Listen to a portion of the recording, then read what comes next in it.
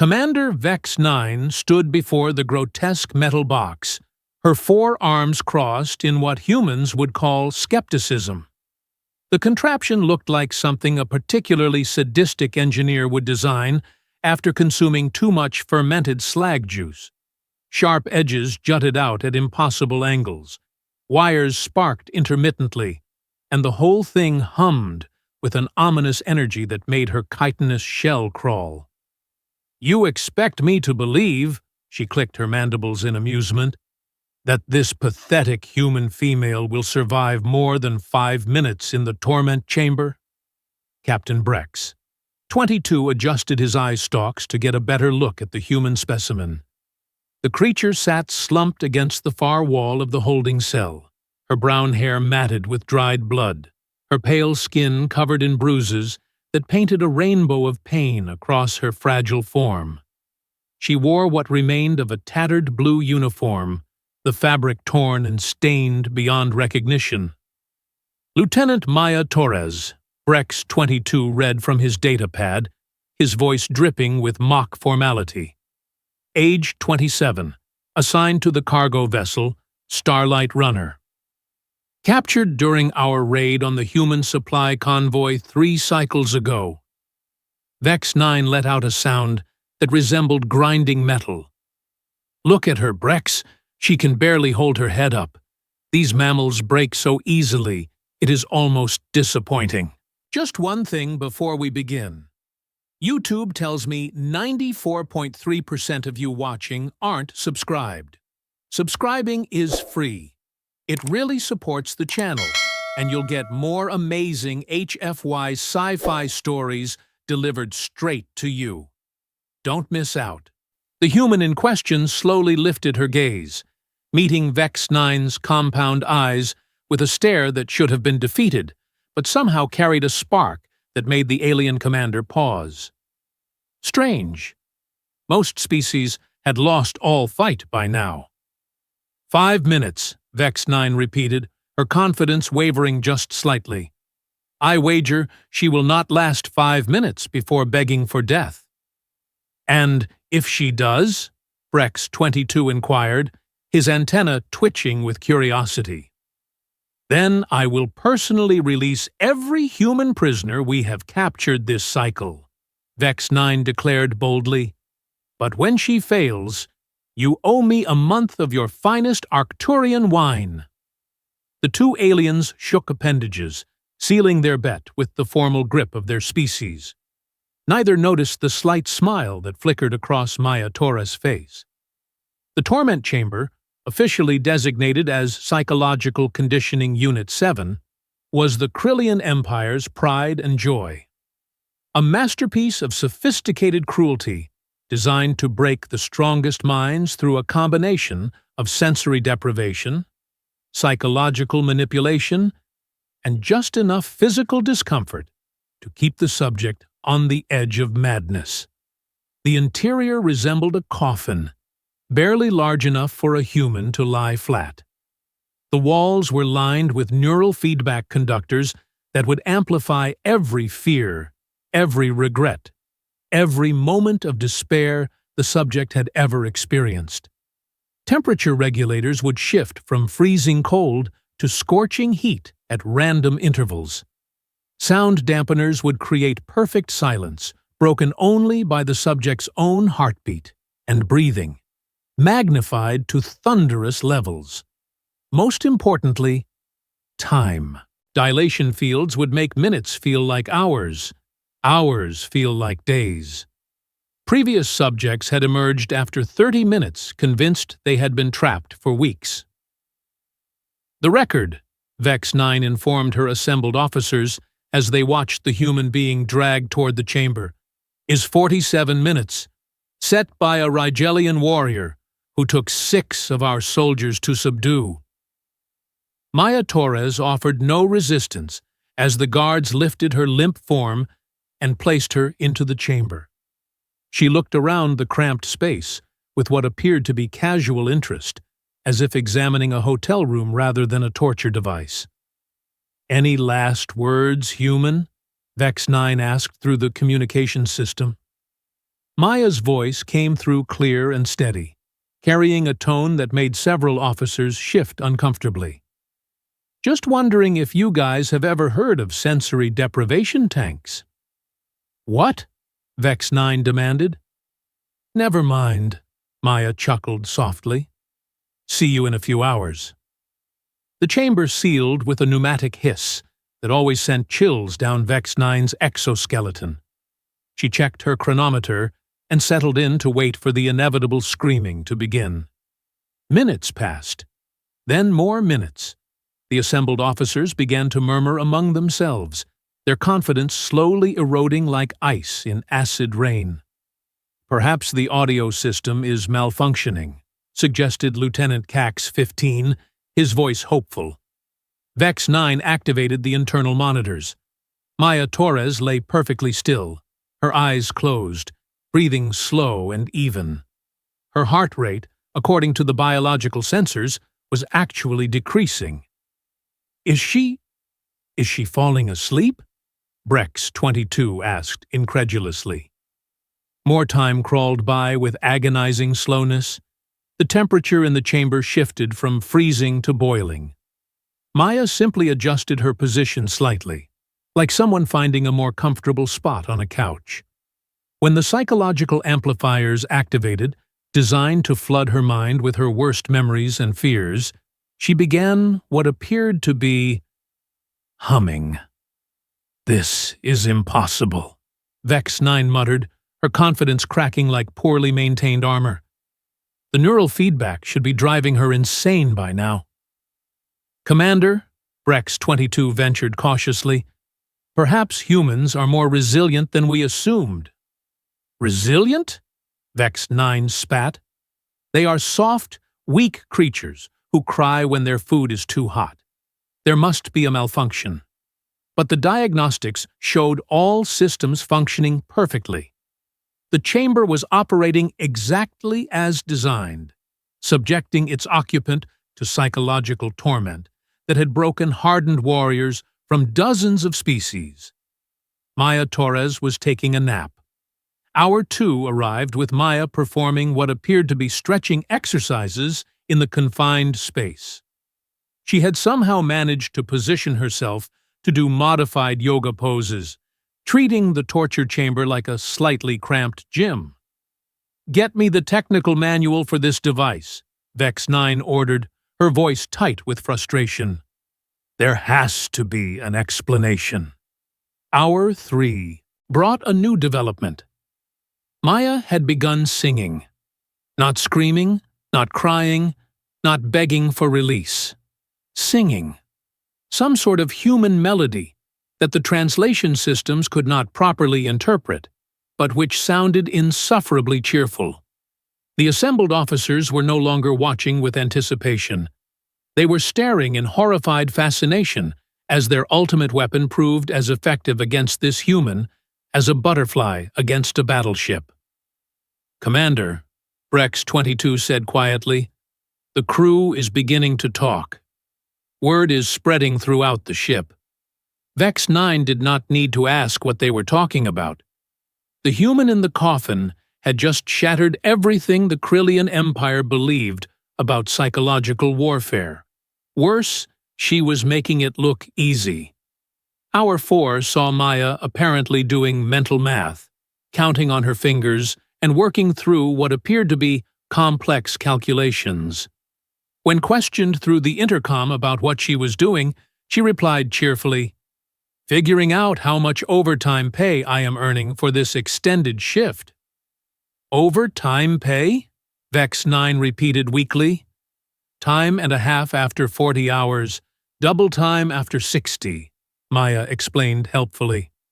"By my calculations, assuming your alien currency converts reasonably to Federation credits, I should be able to afford that vacation to the Centauri beaches I have been wanting." Several junior officers began making distressed, chittering sounds.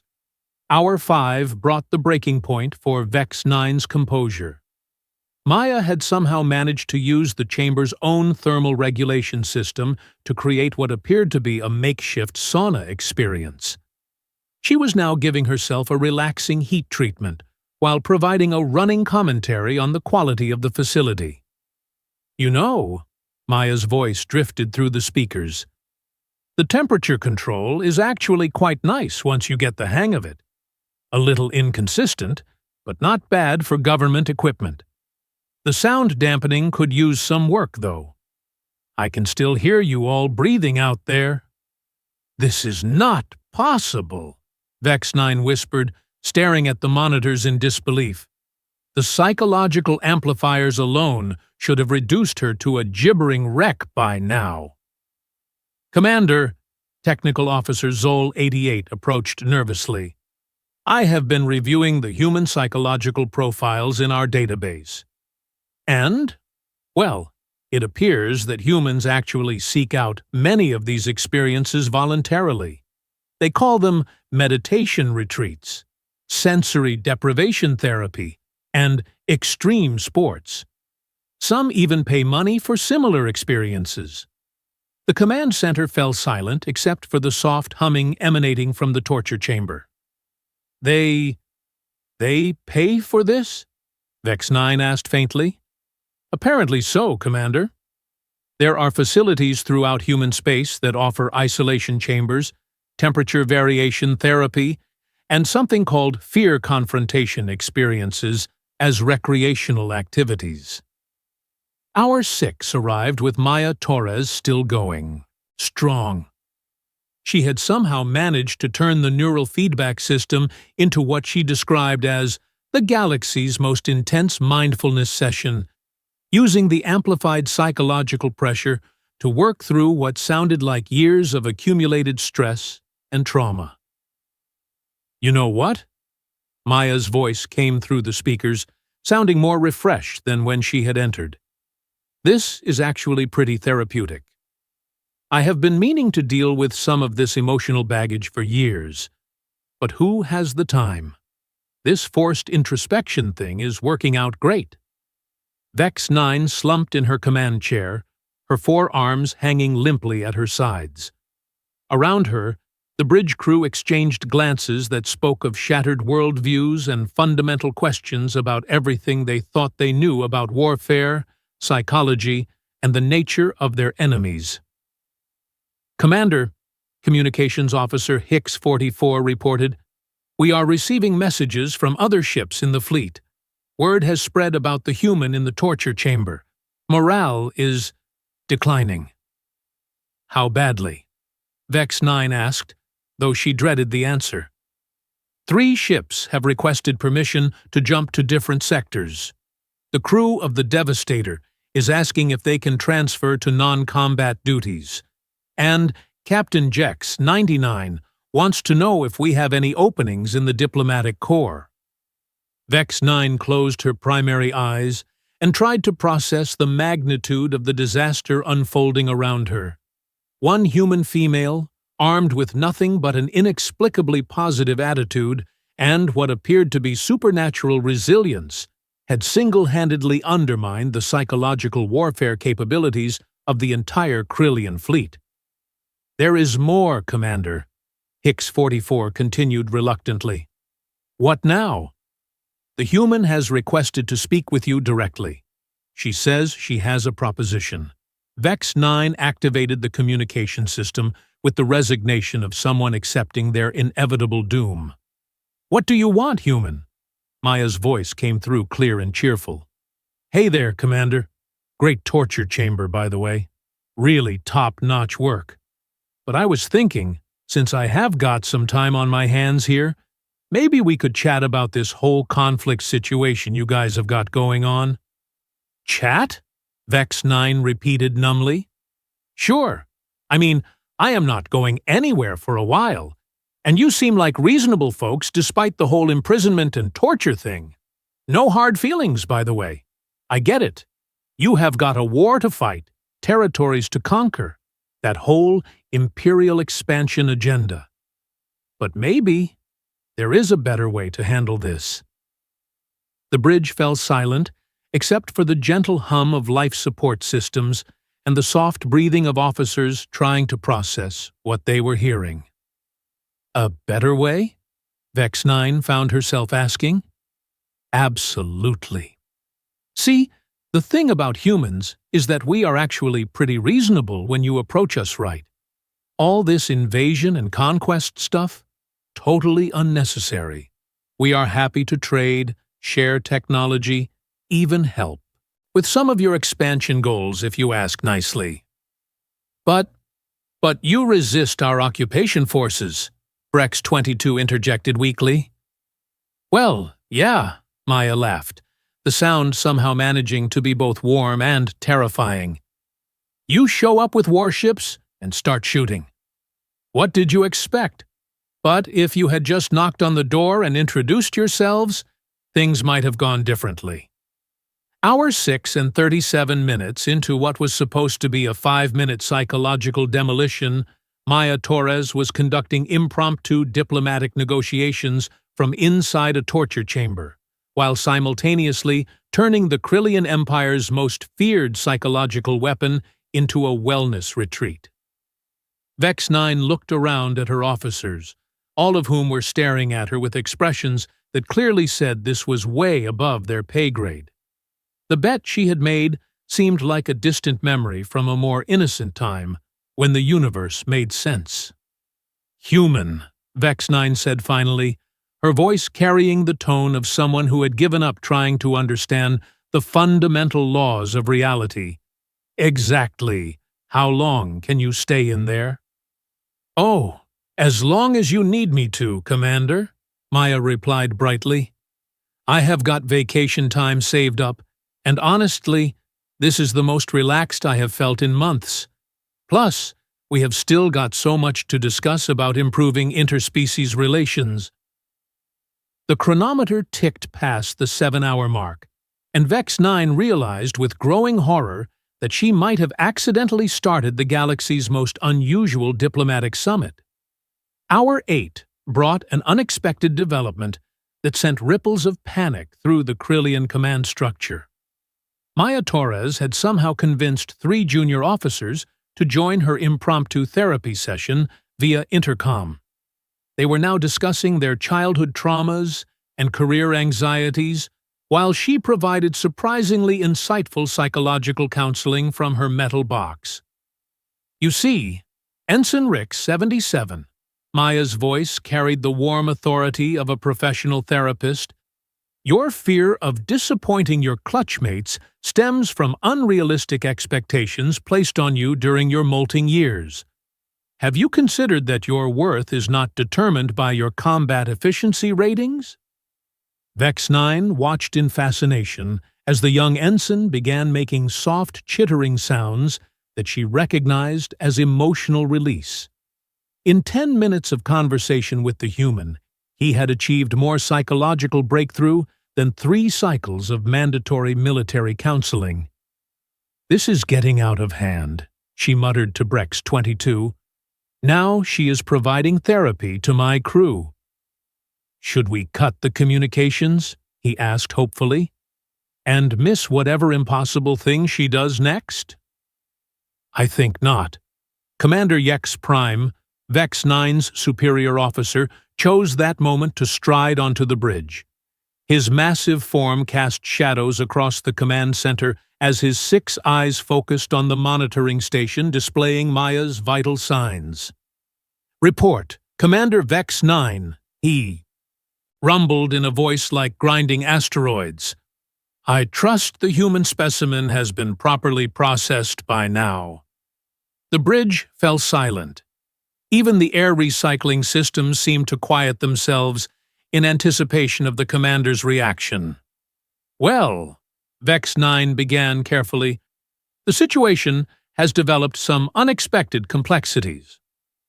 Complexities? Yex Prime's eye stalks swiveled to focus on the chronometer, which now displayed 8 hours and 14 minutes. Explain. Before Vex-9 could formulate a response that would not result in her immediate demotion to waste reclamation duty, Maya's voice cheerfully filled the bridge through the open communication channel. Oh, hello there. You must be the senior officer. I can tell by the way everyone just got really quiet. I am Maya Torres, currently your guest in this lovely isolation chamber. Are you here to discuss the peace treaty? Yex Prime's massive head turned slowly toward the communication panel, his compound eyes reflecting the bridge lighting in patterns that suggested barely controlled rage. Peace treaty? Oh, yes, Maya continued brightly. Your Commander Vex-9 and I have been having the most productive discussions about ending this silly conflict. Turns out, most of this war stuff is just a big misunderstanding. We can totally work this out. Commander Vex-9, Yex Prime's voice dropped to a whisper that somehow managed to be more terrifying than his loudest roar. Explain. Vex-9 found herself in the uniquely uncomfortable position of having to explain how her attempt to break a human prisoner had instead resulted in said prisoner conducting unauthorized diplomatic negotiations while providing psychological counseling to her crew from inside a torture device. Sir, she began, then stopped, realizing there was no way to make this sound reasonable. The human appears to be immune to psychological conditioning. Immune? More than immune, Brex-22 interjected helpfully. She seems to actually enjoy it. She has been treating the experience like some sort of vacation. Maya's voice cut through their conversation. I can hear you guys talking out there. Do not worry, Commander Yex Prime. I know this looks bad from your perspective, but trust me, this is going to work out great for everyone. Your empire gets access to human trade networks, humans get introduced to all sorts of fascinating alien cultures, and nobody has to keep shooting at each other. Win, win, win. She can hear us, Yex Prime asked faintly. Enhanced hearing is pretty standard among human military personnel, Maya explained. Plus, your sound dampening system has some frequency gaps. Nothing major, but you might want to have your engineers look into that. I can recommend some human acoustic specialists who do great work if you are interested.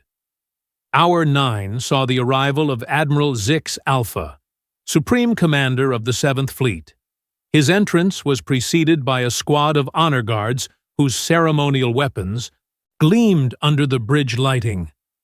The Admiral himself was a veteran of 47 successful campaigns, his exoskeleton decorated with scars that told the story of the Krillian Empire's expansion across 3 star systems. I came as soon as I received word, the Admiral announced, his voice carrying the authority of absolute command. Where is this human that has supposedly been defying our conditioning protocols for 9 hours? In there, sir, Vex-9 pointed weakly at the torture chamber. Admiral Zix Alpha activated the external viewing screen and stared at Maya Torres, who appeared to be doing some sort of stretching routine in the cramped space. She noticed the camera activation and waved cheerfully. Greetings, Admiral, she called out. I am guessing you are here about the diplomatic immunity paperwork. Do not worry. I have been working on a preliminary trade agreement while I waited. Your empire could really benefit from human medical technology, and we would love access to your faster-than-light communication networks. The Admiral stood frozen for several long seconds, his compound eyes processing what he was seeing and hearing. Finally, he activated the communication system. Human, he said slowly. You are aware that you are currently imprisoned in our most advanced psychological conditioning device? Oh, absolutely, Maya replied. Really impressive work, by the way.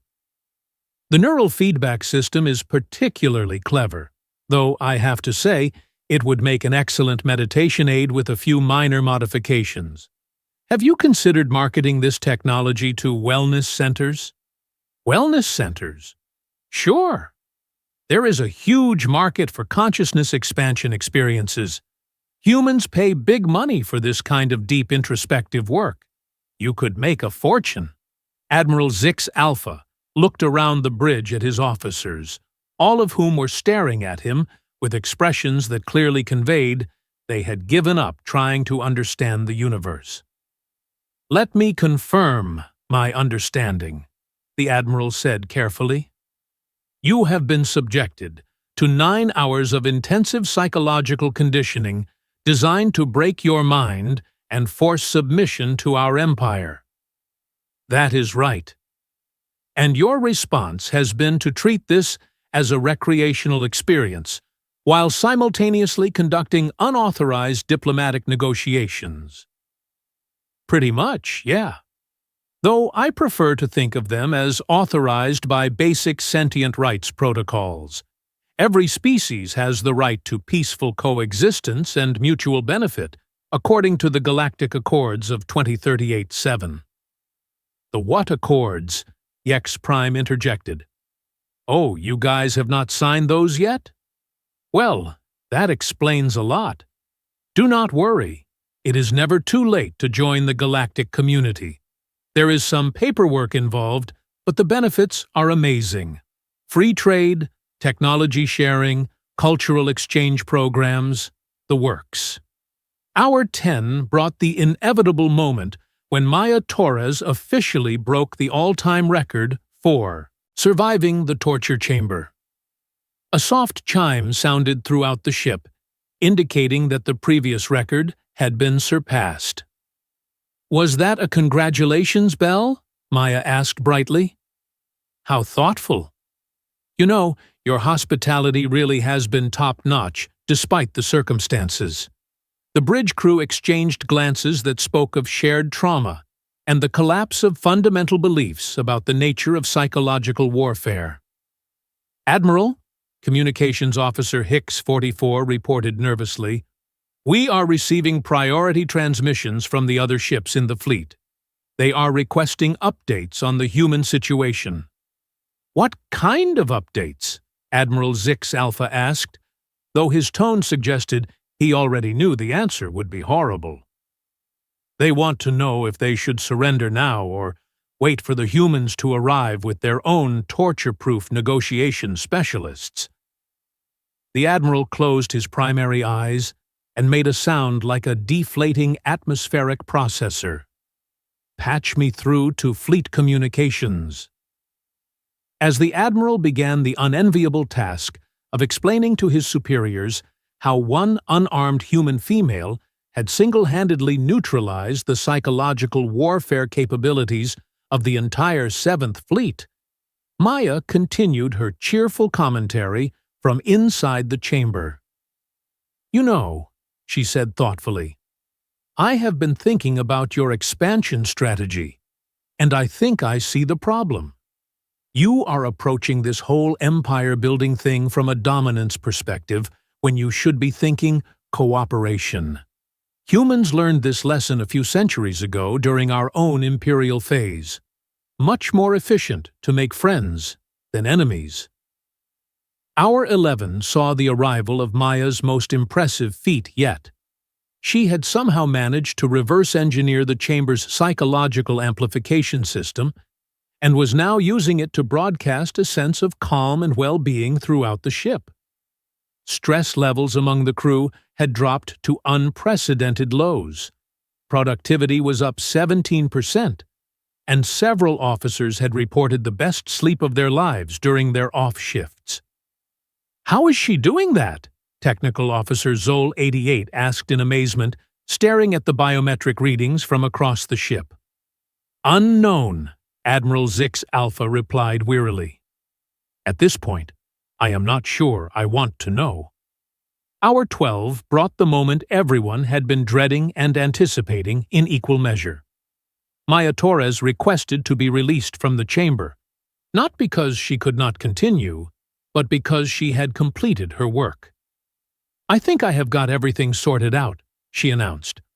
"I have drafted a comprehensive peace treaty, identified 17 areas of mutual benefit for our species, and designed a cultural exchange program that should prevent future conflicts. Plus, I have worked through most of my personal issues and feel really centered.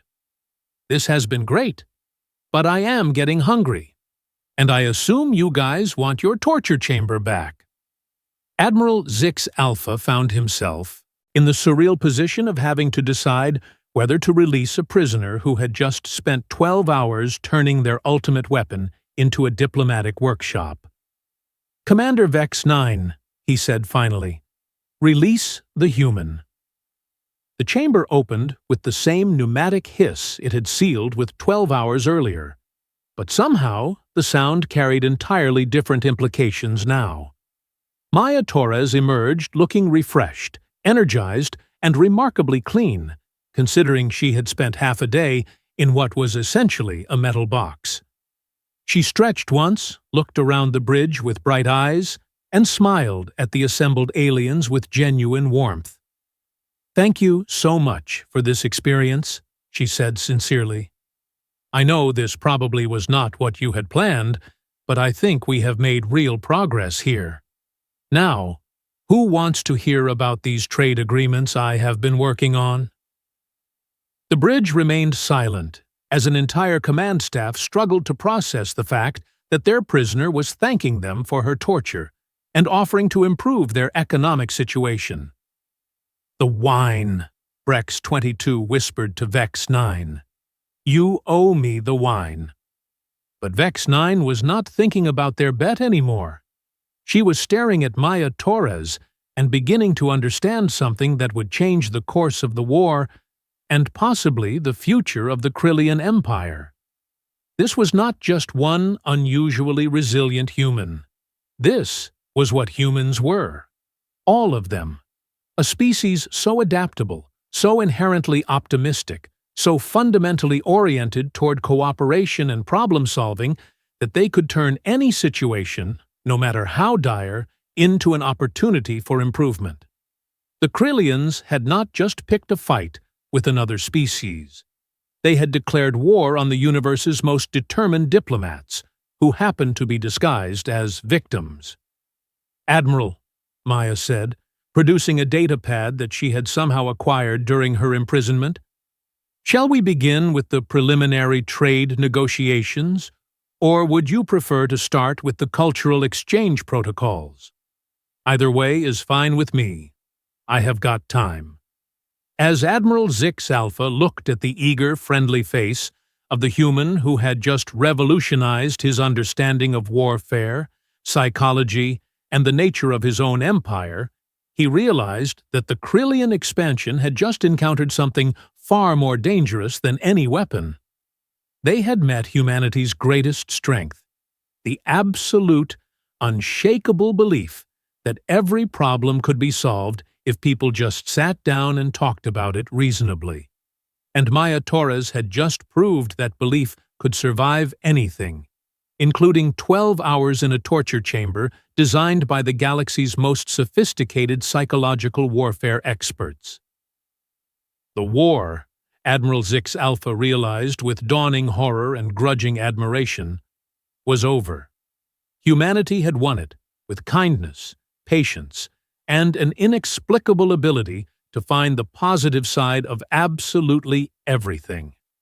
6 months later, the former torture chamber had been converted into the ship's meditation center. Vex-9 had been promoted for her role in establishing first contact protocols, and Maya Torres had become the Krillian Empire's most popular diplomatic consultant. The bet about lasting 5 minutes had evolved into something entirely different, a wager about how long it would take for humans to accidentally conquer the galaxy through aggressive friendship. Current estimates suggested it was already too late to stop them.